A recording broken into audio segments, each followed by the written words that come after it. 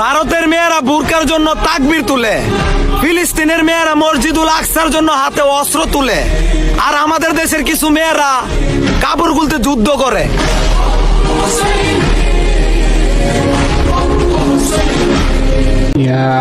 যদি কবর থেকে চিঠি লেখা যেত তাহলে হয়তো কিছু বাবা তার মেয়েদেরকে লিখতো, একটু পর্দা করে নে মা, তোর জন্য আজ আমি কবরে ভালো নেই।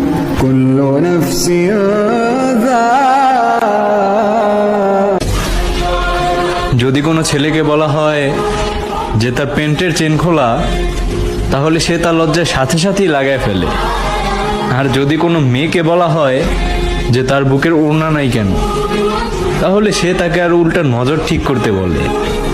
তাহলে কি এইখান থেকে আমরা ধরে নিব যে মেয়েদের থেকে ছেলেদের লজ্জাটাই বেশি?